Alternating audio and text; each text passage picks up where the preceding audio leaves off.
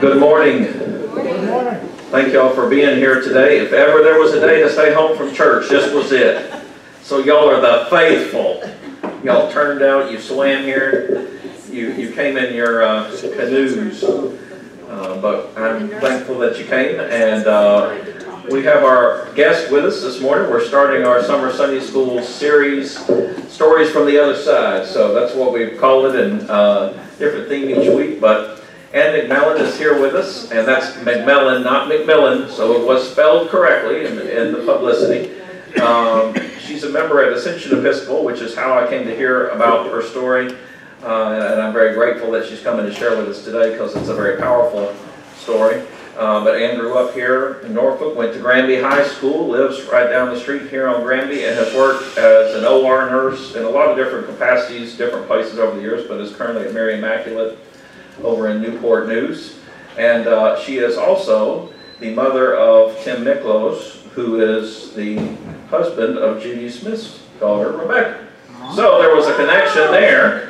And I didn't even know that when I called and asked Ann to do that. And I said, well, you're practically family. Yes. So come right on over. So thank you very much, Ann, for joining us here today.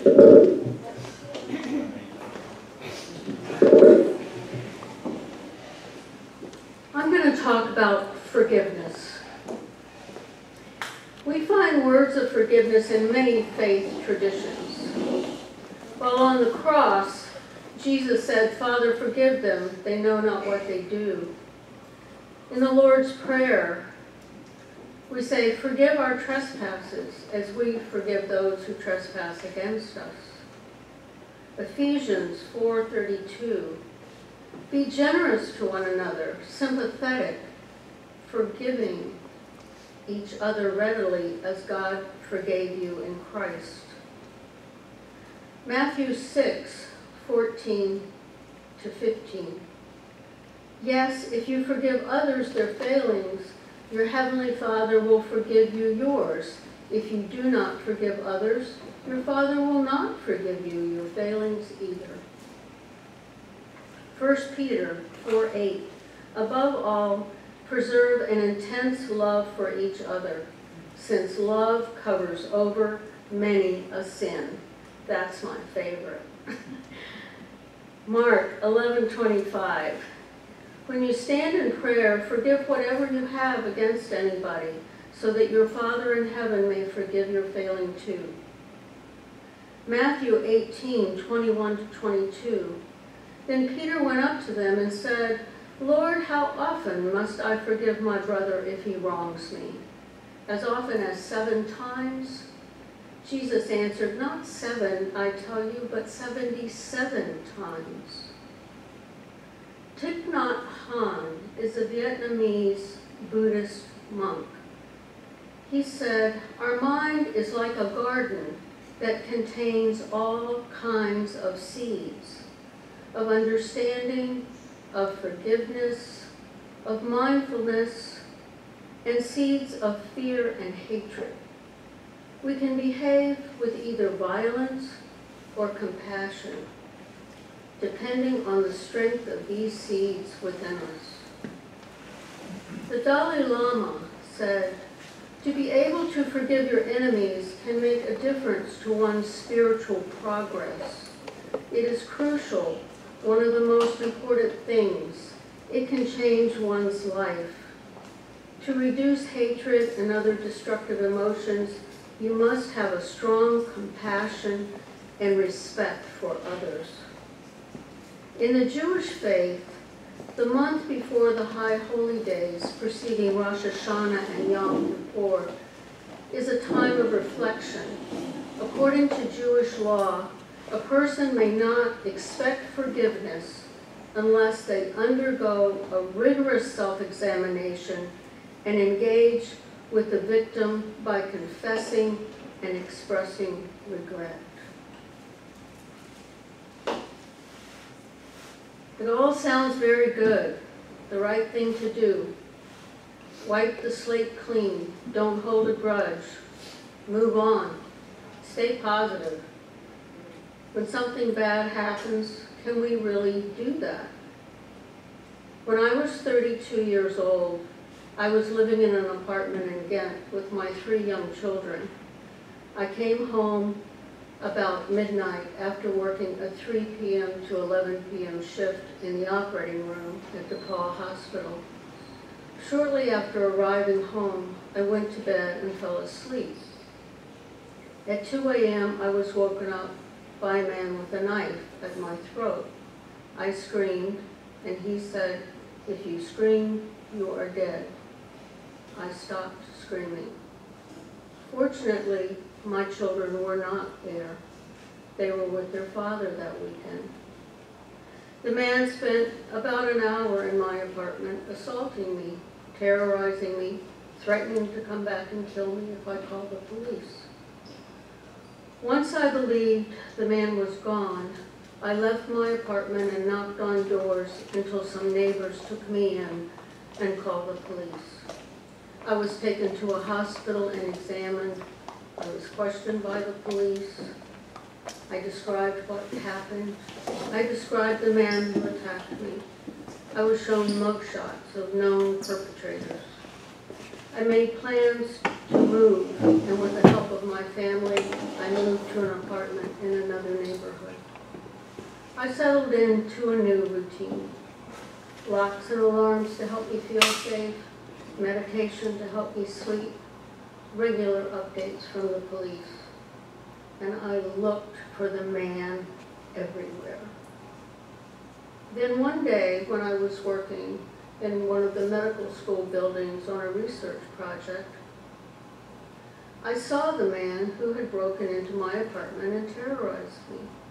I experienced flashbacks. Some of my coworkers arranged to have the man come to an office so I could see him again. My reaction was the same. I called the police investigator and asked him to question the man. They arrested him and asked me to come to the police station. They did a voice lineup. I had to pick out his voice from among several people speaking, and I could not see them. There was also the normal lineup where several men were arranged in a room. The man who assaulted me was black. All the men who were in the lineup, of course, were black men.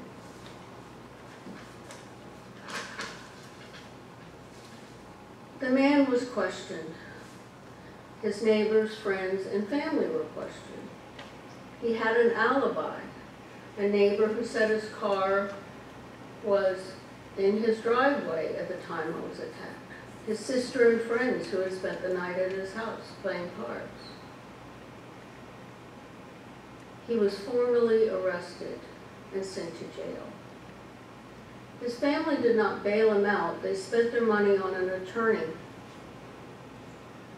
Serology testing was performed on the evidence from the assault, and Mr. Ruffin's blood type was B. The evidence showed the perpetrator was also a type B. We all assembled at the courtroom for a trial by a jury of his peers. Jurors were questioned and either accepted by the attorneys or excused. The jury selected was made up of both white and black people. We all testified about what happened that night. Even though I was the victim, I was also considered a witness. As a witness, I was not allowed to be in the courtroom when other witnesses were giving their testimony. I was allowed to read a transcript of what they had testified to, but I couldn't actually see them and hear them when they were giving their testimony. The first trial ended in a mistrial. White jurors voted for conviction, black jurors voted for acquittal. The second trial went about the same as the first. It ended in a mistrial. At this point, I wanted to just stop. I wanted to end it. I just wanted to walk away. But the police and the prosecutors urged me to try him again. At the third trial, during jury selection, the prosecution eliminated the 4 African American jurors on the panel without having to say why. In trials, each side gets to strike 4 jurors without cause. The elimination of these potential jurors left us with an all-white jury. We went through the same process and witnesses as the first 2 trials. The trial progressed quickly. The jury deliberated briefly and convicted Mr. Ruffin. He was sentenced to 5 life terms, the maximum sentence for each charge. I was not aware of it, but Mr. Ruffin wrote many letters to the Norfolk Commonwealth Attorney asking for a new trial. Years passed. 20 years passed. DNA testing of evidence became routine. Mr. Ruffin asked many times for DNA testing of the evidence and was told no evidence existed. He kept asking, and finally, the Norfolk Commonwealth Attorney called the Richmond lab where the initial testing was done and asked for the file to be pulled so he could assure this man once and for all there was no evidence there. So they pulled the file, and what they found was a remarkable woman who, Mary Jane Burton, was the lab tech, and against all protocol, she had taken a small piece of material or whatever it was she tested. She'd taken a small piece and taped it with a piece of Scotch tape on the bottom of her report before she put it in the file. It was not at all in the protocol of what should be done with evidence. Because she did that, a number of men walked out of prison and were exonerated because they were not guilty.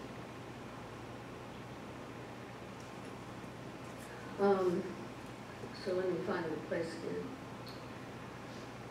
So when they pulled the file, taped to the bottom with Scotch tape, a small piece of fabric from the slipcover of my living room sofa where the attack had occurred, the testing of this sample had confirmed the blood type of my attacker. This small piece of fabric was tested for DNA, and DNA was found. But it did not match the DNA sample taken from Mr. Ruffin. 21 years of his life, after his life had been torn apart, he was free. I was glad that he was being released because he was innocent. I was also worried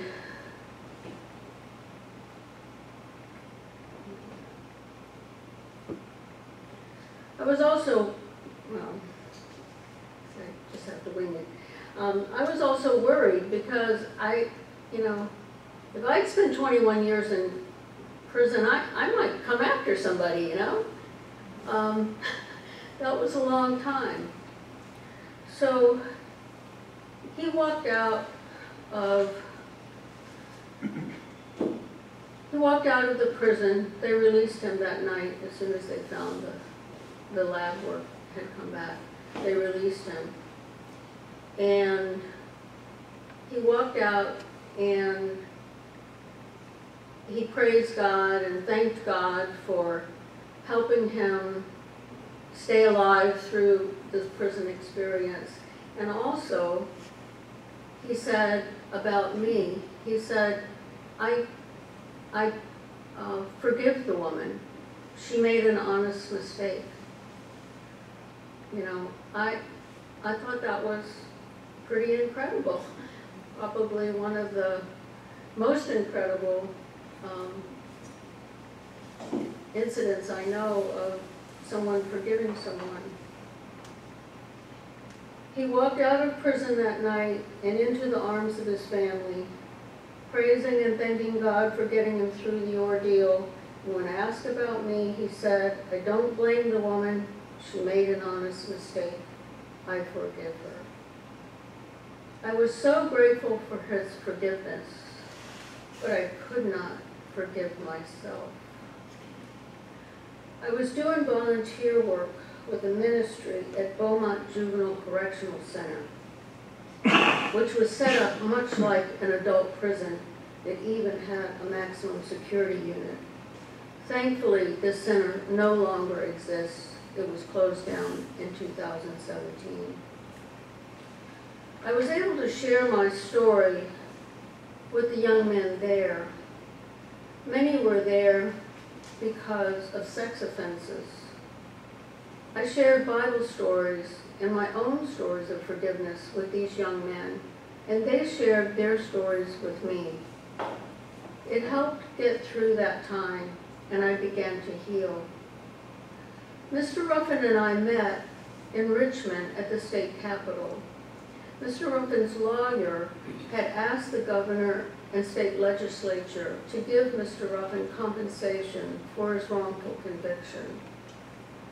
I had also written letters in support of compensation. Mr. Ruffin and his family were warm and friendly to me.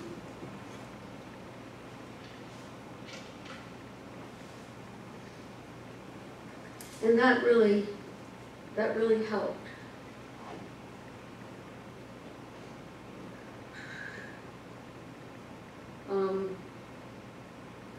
Mr. Ruffin was he was like fooling around, and when the people from the newspaper were there and they had their cameras and everything, and he'd go like, "All right, stand over here close to me so they get that photo they want," And he was just a remarkable person and really interesting to kind of get to know.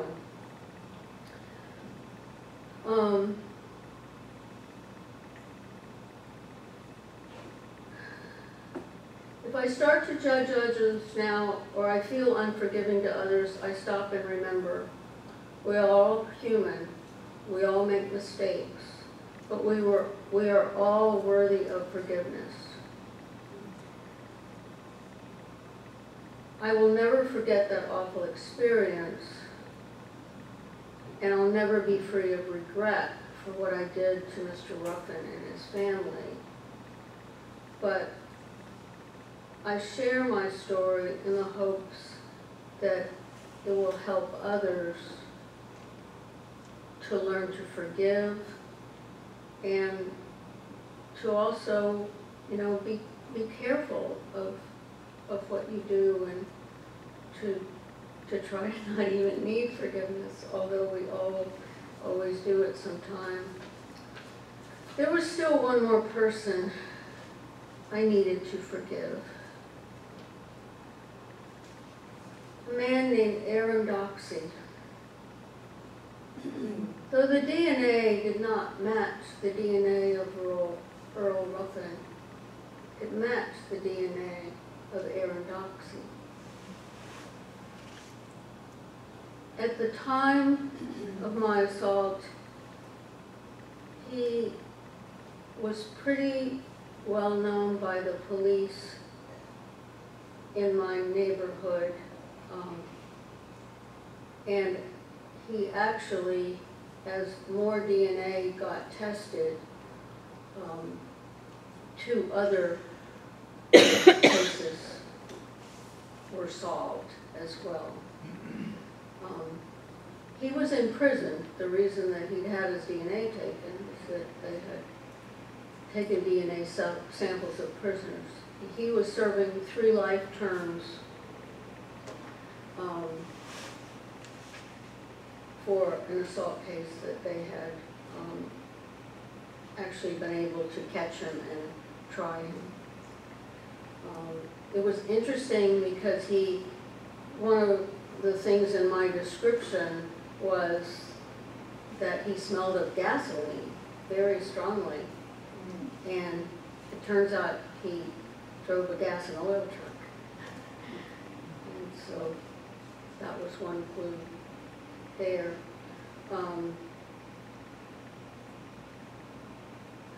So that was hard to forgive him, but I had to do it. I went to the courtroom. They were going to potentially try him on 3 more cases. But some people who had handled who were in the chain of custody handling the evidence had passed away. So they didn't have a clear chain of evidence. He was serving 3 life terms and was not going to be let out.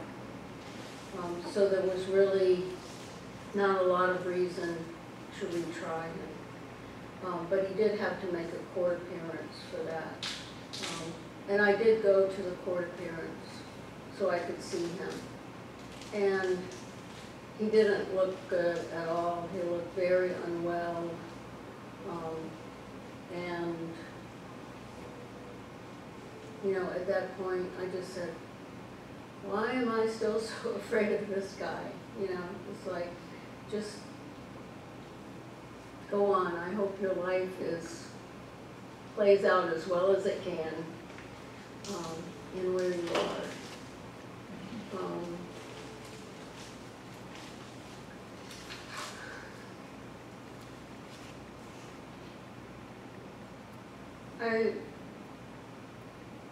I wrote a poem around this time, and I want to share that with you too. The trip home was uneventful. She was tired from working the evening shift. Her thoughts on Christmas plans for her children as she drove the rain-shiny streets. Home at last, parked the little green car at the curb, in the back door, juggling packages, hello cats, sort the mail, unwind a little. An uneasy feeling, someone watching? Check all the rooms, the closets.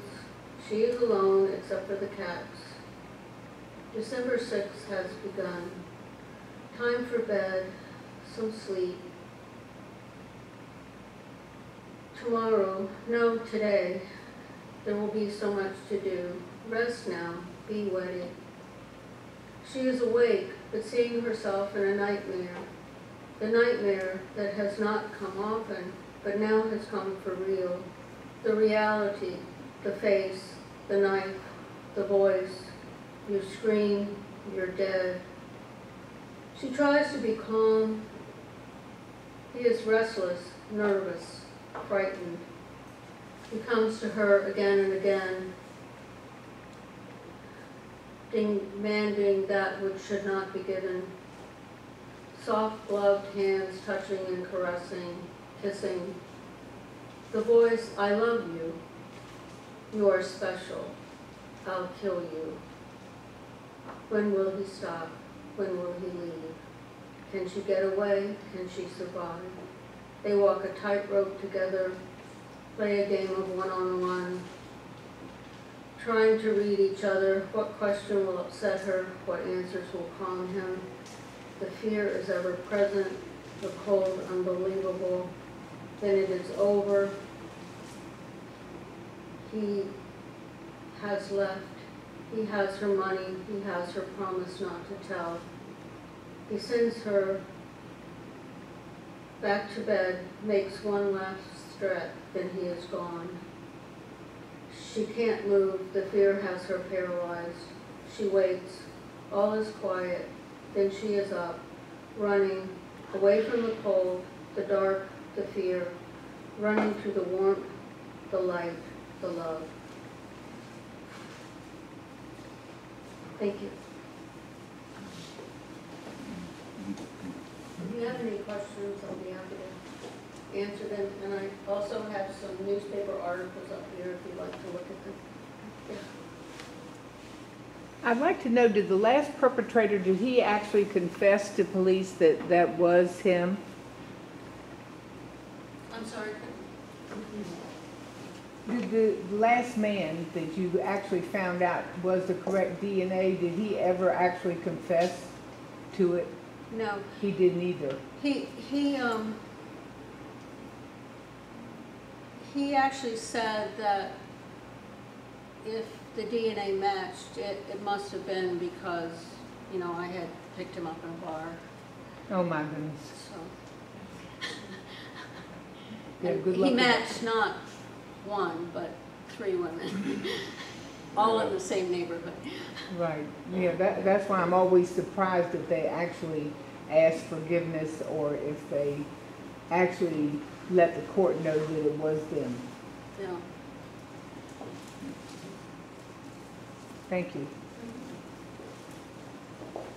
Stayed in touch with them since then, Mr. Ruffin, I did. Can you go back to the mic, please, Ann? Hmm? Can you go back to the mic, please? We did stay in touch for a while. He married after coming out of prison. And, you know, we would get in touch every once in a while, but I haven't talked to him for a number of years.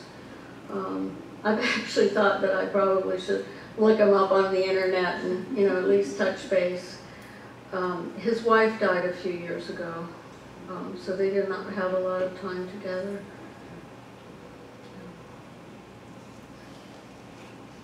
I felt worse for his children actually than him. They suffered a lot more. You know, their father was in prison their whole growing up, and it was a huge stigma for them, and they also, you know, had very little visitation. I think sometimes forgiving oneself is just as hard as forgiving others. At what point in this whole process did you come to realize that you needed to forgive yourself?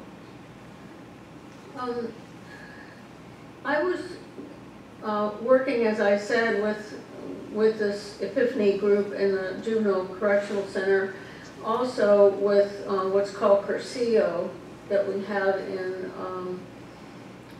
the Episcopal Church. It's a 3-day weekend where you listen to talks and you sing and you eat a lot of food and have a great time.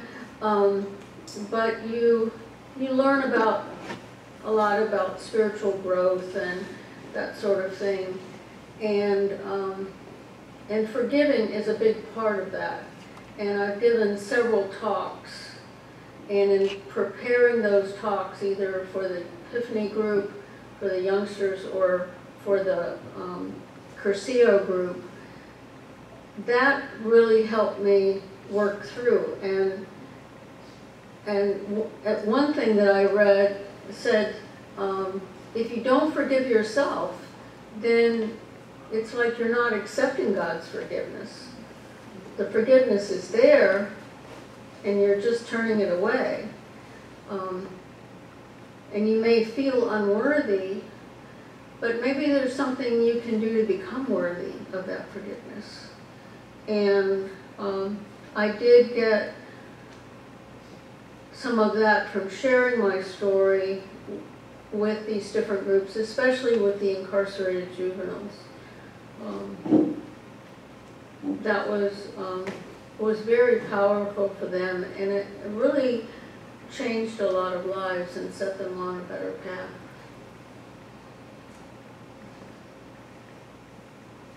And I know you and I spoke about this a little bit, but was there a strong physical resemblance between Mr. Doxey and Mr. Ruffin, and how did that kind of happen? Well, I can just say it's not as simple as it looks. So when, for instance, the only height I ever gave was, I mean, I had no idea how tall he was, except that my head came about to his shoulder. And that's how I described his height to the police officers. Well, they kind of want a range when they're looking for someone, because, I mean, it wasn't like I put him up against the wall and measured him and I could say he's 6 feet tall or whatever. So they put out a range of 5'8" to like 6'1", I think, something like that. Well, the papers picked that up and said, well, she said he was 5'8", and now the 6 foot tall guy comes and she says that's him. You know, he grew 2 inches, you know. So, and then the whole thing about skin color, I can tell you that most people are really lousy at describing the skin color, particularly of someone who is not your race. I didn't have like this nuance of shades of being black. I had someone who was very light-skinned, but an African-American, and someone who was black. And I kept saying, well, he's black. And the police officers go, well, but is he light-skinned? He wasn't real light-skinned, no, you know? And so, sometimes when you think you're describing what you saw, it's what the picture you have. Other people are not getting that picture, and they're not understanding what you say. I know Oprah's done a couple of shows where she has people outside in a group, and she has a man come up and grab someone's purse and run off with it. And then the people who were right around there try to give a description of that person or pick that person out from a group. And they can't do it very well, particularly if they weren't black. We're a lot more, we have a lot more choices in our palette, I guess. If we're white, and we could say, oh, well, no, she's white, but she has a tan. Or, she's white, but he's really ruddy looking. You know, that sort of thing we know, because that's in our family. That's in people we see and work with and come in contact with every day. Unless we come in contact with that many black people, we're not paying attention to those nuances.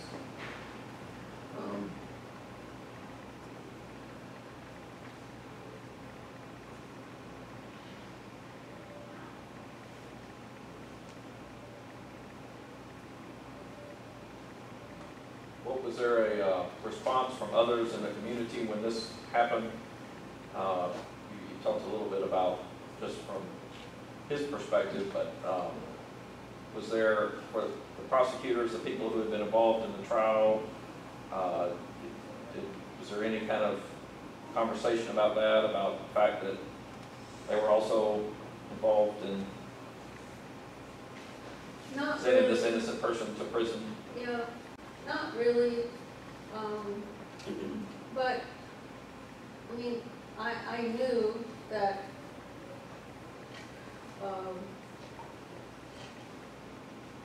if I, you know, maybe I got too much encouragement from him.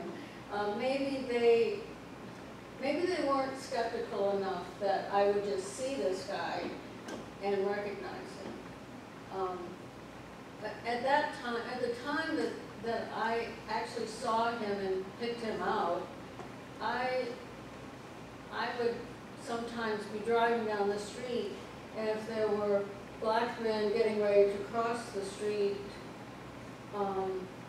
I would start shaking. I would just kind of have a meltdown, and I just was not in a good emotional place to make the decisions I made at that time. It just wasn't.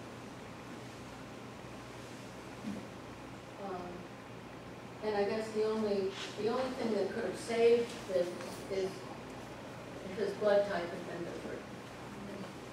But you know, there are not that many blood types. So. And thankfully, he didn't spend the rest of his life there, thanks to Mary Jane Burton and her little thing that she did. And a number of men came out because of that. Do you think her doing that has changed the way they gather evidence now? Do they do more of that? Well, things are, right now, if you go and look for evidence, it's not gonna be taped down on the bottom of the piece of paper. Yeah, and they do DNA on everyone now, yeah. So I guess kind of a follow-up question to that is, what is your opinion, or in your work, and especially when you were working, in a prison setting, were there other people who were there based on the testimony of kind of one eyewitness, and maybe have you seen cases where other people were exonerated, and speak to that a little bit? Most of the Into the microphone. juveniles, I mean. Into the microphone. The, I try to emphasize to her how deaf you all are. Yeah. And, yes, yeah. and so am I. And my hearing aids weren't charged when I went to get them out of the box this morning, so I can't use them. So most of the juveniles who were incarcerated had done the crime. And they were just, a lot of times, they were just clueless. I mean, they were like, well, I was hungry, and I had a gun, so I just went to the 7-Eleven and robbed it, you know? And you go, where's your mama?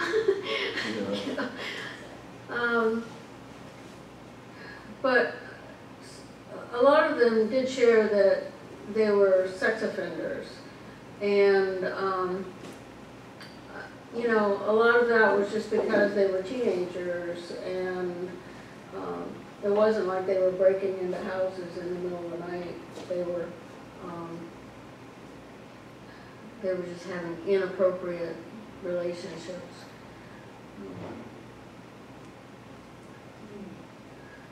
And most of the young men there were great. I mean, we came in and spent several days with them, like three days, I guess, at a time. And we brought food, we fed them every meal. The prison food, whether you're a juvenile or an adult, is horrible. And we brought them in all the things they loved and didn't get, and homemade cookies and candy of all kinds, and most of them were they were good kids. They didn't have supervision, they'd fallen off the rail. A lot of them went into the family business, which was drugs, prostitution. So before before he went to prison, had you and Mr. Ruffin communicated at all, like during the trial period? Had you never had a chance to talk to him? But No. he had maintained his innocence throughout that. Yes, it was not allowed for me to talk with either him or his sister who testified for him, or his girlfriend. So 3 trials, but y'all were always apart during that whole time. About how long did that process take of 3 trials? Because I would imagine. It was over about a year. I could read their testimony in the trial transcript afterwards.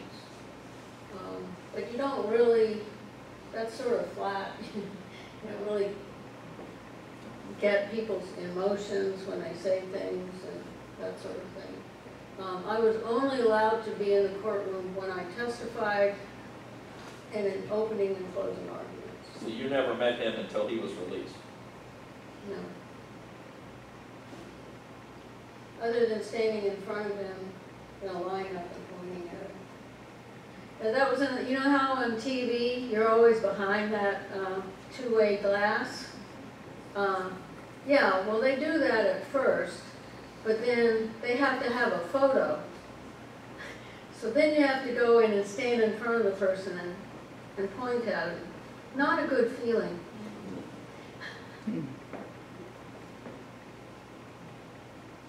I worked in public health most of my time in Norfolk, and at one point I was supervising the certified nursing assistants who were taking care of the elderly in the homes, and I would have to watch their care and check them off, and then I would have to go back and talk to the client and to see if the client also thought that they were doing their job and so forth and so on. And in that process, I got to know a number of mothers who had to work 2 and 3 jobs to take care of their families. So their kids were at home or not. And they did their best. Thank God, you know, cell phones were already starting up then, and there were, and of these 2 or 3, they were calling those kids and checking on, did you fix a sandwich for everybody? Have you put the laundry away? Did you do your homework? You know, and trying their best to make up for the fact they couldn't be there. And there are big consequences for those mothers whose children are not supervised. It's not about love. Yeah. They love them. I couldn't even keep track of Kyle Martin. And you told me, I know you shared this story at Ascension, but you've shared this in other settings as well, and I don't know if you would speak to just what that's looked like and why is that important to you in the microphone. I, of course, shared it at Beaumont with the young men there in the group. A part of, this is a structured 3-day experience where there are a number of talks. And one group of talks is called the Forgiveness Series.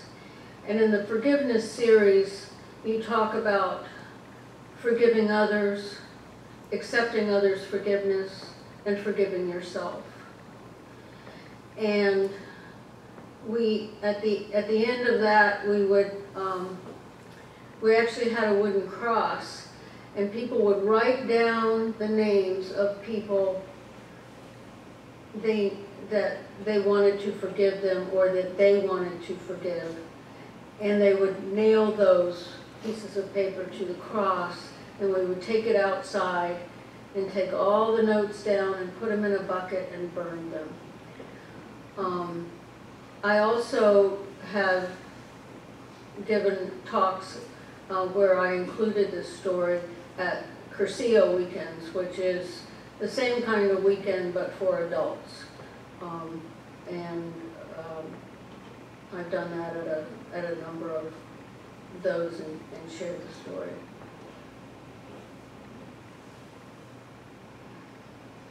Sounds like your forgiveness has extended beyond the circumstance that you experienced in the beginning and broadened out to include a lot of other experiences that you've had that have helped you with your forgiveness. Yeah. Have you thought about maybe writing a little pamphlet or something that could be shared with other people? Because I'm hearing you say a lot of things that you didn't say during your talk, but they're very important and pertinent to your experiences and to help other people. I think the thing of the cross and putting people that I need to do that myself. So yeah, I think it would be a good yearly experience for all of us, probably. Yes.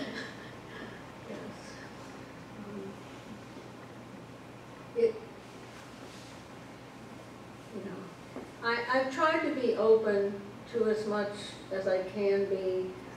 Every once in a while I have to step back and protect myself a little bit because it doesn't help for me to go over the edge either.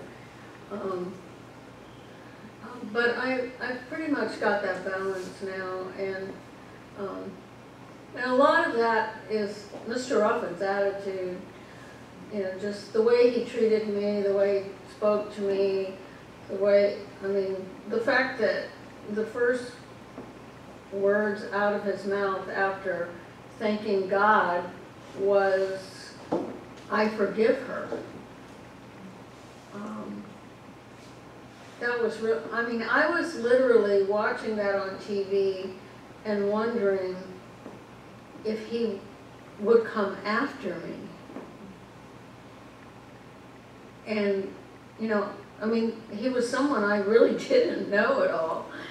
And I was sitting there, and instead he walks out and says, I forgive the woman. She, you know, she made a mistake. 21 years.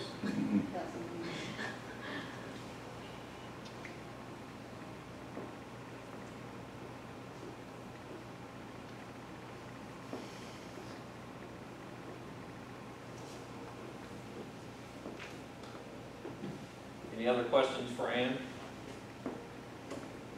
She brought some newspaper clippings and some other things up here if y'all want to look at it, because this story, of course, was in the news and everything else.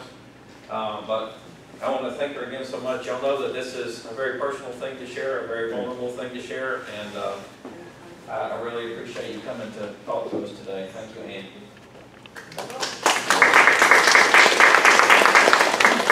The newspapers are not kind to you at all. No. Especially if you make a mistake. They come after you. Yeah. So some of these articles, you know, really kind of go after them. I can take it. I've been through worse. I survived that night, so you know what? I can survive pretty much anything. That's right. But feel free to come up here and look at things if you'd like. And there's pictures of Earl here. I don't know if you have seen him on TV.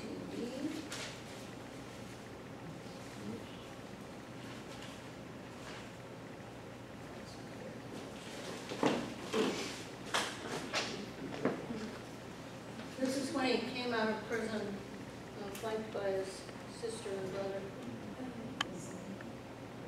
Yeah. He kept in shape, he played basketball. You know, he found his way in prison.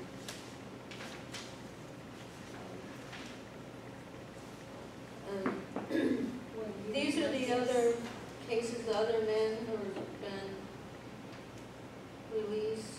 David Vasquez in Arlington County after 5 years in prison. Edward Honaker, Nelson County, after 10 years in prison. Walter Snyder, Alexandria,